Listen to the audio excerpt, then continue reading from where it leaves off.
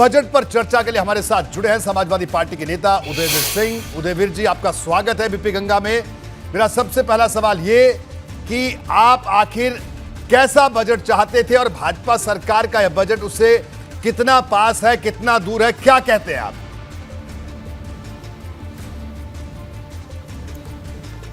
सबसे पहले तो जो वित्त मंत्री जी ने आप देश को, प्रदेश को गुमराह करने की कोशिश की है, मैं उस पर बात रख दूं जी। उन्होंने कहा कि जनता का आर्थिक फायदा होगा, इससे परचेसिंग पावर बढ़ेगी लोगों की। यही झूठ है। जब महंगाई में हर चीज़ दुगनी तिगुनी तीन गुनी हो गई है तो परचेसिंग पावर बढ़ेगी ही नहीं।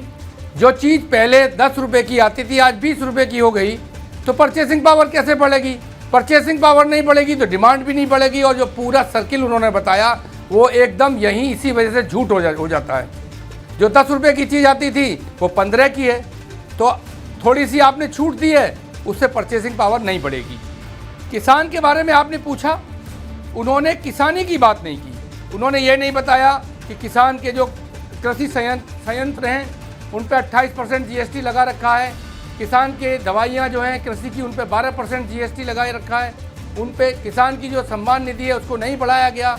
किसान विकास पत्र बंद कर दिया गया। ये सब बारे में नहीं बताया जी। उन्होंने क्या बताया? मछली पालन, उन्होंने कहा क्या बताया? घर मिलेगा। ये सरकार इस तरह का काम कर रही है कि आपकी जेब काट के आपको उसका 10% वापस कर देती है डायरेक्ट बेनिफिट ट्रांसफर से, और कहती है कि हमने आपको 10% दे दिया। जो स्किल डेवलपमेंट की बात कर रहे हैं, आप स्टाइपेंड देंगे, लेकिन रोजगार का काम खत्म कर दिया आपने जी। आपने घोषणा कर कोई नई नौकरी घोषणा नहीं की। आपने जो बातें की, आपने उत्तर प्रदेश के अंदर पावर प्लांट लगाने की बात नहीं की, एक्सप्रेसवे बनाने की बात नहीं की, स्मार्ट सिटी पे कोई पैसा नहीं बढ़ाया। जब मैन्युफैक्चरिंग सेक्टर पे कोई आपने बात नहीं की, स्किल डेवलपमेंट की स्कीम्स को लागू करने की बात नहीं की, तो रोजगार कहां से आएगा? ठीक है, इंफ्रास्ट्रक्चर तो उदयवीर जी, यानी आपका कहना है कि आपकी उम्मीदों से बहुत दूर ये बजट है। मैं माफी के साथ आपको रोक रहा हूं अगले सवाल के लिए। उदयवीर जी, अखिलेश यादव ने आज बस एक लाइन बजट जी आप बोल लीजिए, बोलिए। नहीं, GST के बारे में बात नहीं की जिससे व्यापारी परेशान था। स्वास्थ्य पर बजट कम कर दिया, एम्स गोरखपुर का ही नहीं चल पा रहा। पुरानी पेंशन की बात नहीं की, और जहां पैसा लगा रहे हैं वो अडानी जैसी कंपनियां डूब रही हैं, तो आम आदमी परेशान है। जी, आम आदमी परेशान है, आपका कहना है। उदयवीर जी, अखिलेश यादव जी ने आज एक बजट पर छायावादी हमला बोला। उन्होंने सैफई के लॉयन सफारी के एक शेर का इस्तेमाल किया। आखिर भाजपा के खिलाफ आपकी ये जंग कहां तक जाने वाली है? नहीं, समाजवादी पार्टी ये समझती है कि देश के नौजवान, किसान, महिलाएं, कमजोर वर्गों को, गरीब लोगों को केवल छलने का काम हो रहा है। समाजवादी पार्टी, भारतीय जनता पार्टी शेर को दिखाना या इस तरह को लोगों को इस्तेमाल करके लोगों को गुमराह कर रही है। इसलिए समाजवादी पार्टी का प्रयास है कि इस भारतीय जनता पार्टी को एक्सपोज करके संविधान विरोधी, विकास विरोधी नीतियों से हटाकर, देश की सरकार से हटाकर एक संविधान को मानने वाली, विकास को आगे ले जाने वाली, देश को आगे ले जाने वाली, नौजवानों को रोजगार देने वाली सरकार बनाने का प्रयास किया जाए, जिसमें किसान, महिला, व्यापारी सब सुरक्षित रह सकें, सब विकास कर सकें। जी, उदयवीर जी, आपका बहुत बहुत शुक्रिया बीपी गंगा से बातचीत करने के लिए। तो सपा के वरिष्ठ नेता उदयवीर सिंह हमारे साथ मौजूद थे, जिन्होंने इस बजट को निराशा से भरा करार दिया। उनका कहना है कि उत्तर प्रदेश के लिए बड़ी घोषणाओं की उनको उम्मीद थी जो नहीं हुई। और हमारे साथ दीपक सिंह जी इस वक्त जुड़े हैं, कांग्रेस के वरिष्ठ नेता उत्तर प्रदेश से हमारे साथ जुड़े हैं। दीपक जी, आपका स्वागत है बीपी गंगा में। पहला रिएक्शन आपका, आप इस बजट को किस तरह से देखते हैं? क्या उम्मीदों को पूरा करने वाला, किस तरह से आप देखते हैं? अरुण भाई, इस बजट को मैं ठीक उस प्रकार से देखता हूं जैसे पूरा देश शायद भूल गया होगा, लेकिन मुझे एक सत्यम नामक कंपनी थी, इसके चेयरमैन राजू थे, और उन्होंने बैलेंस शीट के साथ धोखाधड़ी करके देश को गुमराह किया था, और देश गुमराह करके अपनी कंपनी के प्रॉफिट को बढ़ाने का काम कर रहे थे, दिखाने का काम कर रहे थे। लेकिन सच में कंपनी डूब रही थी। कंपनी के साथ जो शेयर जिन लोगों ने लगाया था उनके शेयर डूब रहे थे, और अंत में कंपनी कोलैप्स कर गई। ये बजट जो यूं कहें मोदी सरकार का जो अंतिम बजट आया है उनके कार्यकाल का, उनके जीवन काल का, इस बजट में देशवासियों के साथ, देश के बेरोजगारों के साथ, देश के उद्योगपति जो मझोले तबके के हैं, जो सच में रोजगार देते हैं, उनके साथ धोखा रहा है।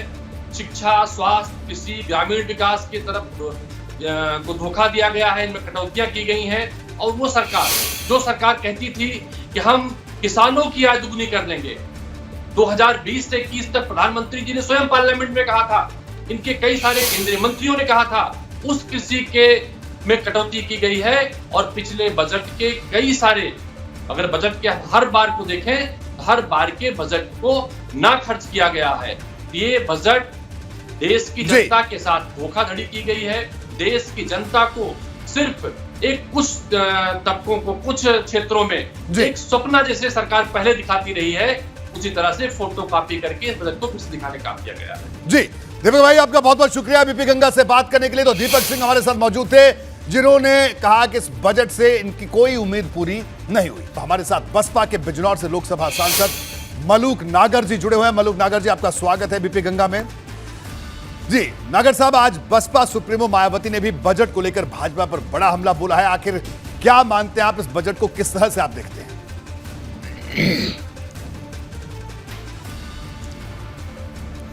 देखिए, बिल्कुल हमला जो किसानों के और जनहित और देश हित में जो हुए, वो तो उसको आप हमला कहते हैं। हम उसको कहते हैं कि हमें अपनी बात वो रखनी पड़ेगी देश हित और जनहित में।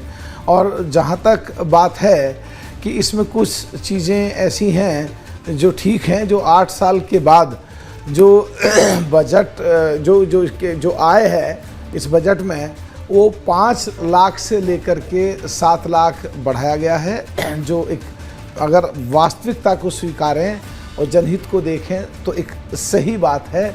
और दूसरा, जो पर्यटन विभाग को गांव की तरफ और ख़ास करके देश की जो सीमा है एलओसी की तरफ पर्यटन विभाग को बढ़ावा दिया गया है, ये भी एक ठीक बात है। और जो 65 साल में कांग्रेस ने कभी सोचा नहीं, और जो 370 हटने के बाद खास करके जम्मू कश्मीर की तरफ अगर जाएं, और तो देश की जो बाउंड्री है, जो पाकिस्तान और हिंदुस्तान का जो बॉर्डर है, जहाँ पे 29.4% पूरे जम्मू कश्मीर में जो गुजर मुसलमान है वो ज़्यादातर बाउंड्री पे हैं, जिनको अंग्रेज़ों ने देश छोड़ते समय क्रिमिनल ट्राइबल्स में डाल दिया था, इसलिए वो ट्राइबल्स में आज भी हैं, इसलिए वो शेड्यूल्ड ट्राइब्स में आते हैं। और वो आज भी देश के लिए लड़ाइयाँ लड़ते रहते हैं। उनकी तरफ अगर सोचा है तो ये अच्छी बात है। लेकिन हमने पार्लियामेंट में कई बार उठाया है कि वहाँ देश की सीमा पे, देश के पाकिस्तान और हिंदुस्तान के बॉर्डर पे जो बगैर तनख्वाह लिए हुए देश की रक्षा में रात और दिन वो मुसलमान गुजर जो लड़ते रहते हैं, मरते रहते हैं, गोलियां खाते रहते हैं, अपनी जान दांव पे लगाते रहते हैं, उनके लिए ऐसी जेड अगर और बना दिया जाता तो और बेहतर होता, उनके लिए सुविधाएं डेवलप्ड होती, रास्ते डेवलप्ड होते, और अच्छी चीज़ें हो सकती थी। जी जहाँ तक बात है इन किसानों की, जो किसानों की, सब खत्म कर रहा हूँ बात बस अपने में, जहाँ तक बात है किसानों की, जब से देश आज़ाद हुआ कांग्रेस के कार्यकाल में भी किसान की इनकम टैक्स में एग्जम्प्ट रही है। और पिछले दिनों जब से जीएसटी टैक्स लगाया है, किसान की जो इक्विपमेंट्स हैं, किसान के जो औजार हैं जो खेती करने में काम आते हैं, जो ट्रैक्टर है, ट्रॉली है, बुग्गी है, और वो जो हल है, और जो ट्रेलर जिससे वो खेत जोतते हैं, हैरो है जिससे खेत जोतते हैं, बिजली लगाते हैं, उसमें ईंटें लगती हैं, कंक्रीट लगती हैं, उसमें पाइप लगते हैं लोहे के, उन सब पे जीएसटी टैक्स लगा दिया है। जीएसटी टैक्स को हटाया जाना चाहिए था, जिससे किसानों को भी लगता। जी यानी नागर साहब, मलूक नागर साहब, आपका कहना है कि बजट की कुछ चीजें बहुत मैं खत्म कर रहा हूँ, सब मैं खत्म कर रहा हूँ ना। अब मैं प्लीज खत्म कर रहा हूँ, आधी सेकंड, 2-3 सेकंड में बस। उनको लगता सभी सेक्टरों को कंपनसेट करा गया, हमको कंपनसेट नहीं भी करा गया, तो कम से कम हम पे एक्स्ट्रा बर्डन नहीं डाली गई है, ये लगता है, ये सुधार करा जा सकता था। जी बस मेरा आखिरी सवाल, आपका कहना है, यानी आप इस बजट को ठीक ठाक मानते हैं, अच्छा मानते हैं, लेकिन आपका कहना है कि अगर कृषि क्षेत्र पर और ध्यान दिया जाता है तो और बेहतर इस बजट को आप कहते हैं?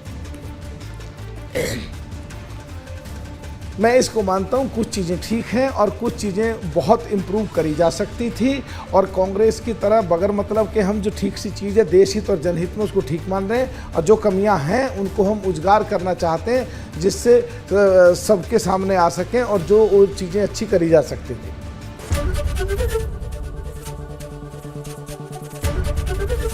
एबीपी गंगा, खबर आपकी, जुबान आपकी।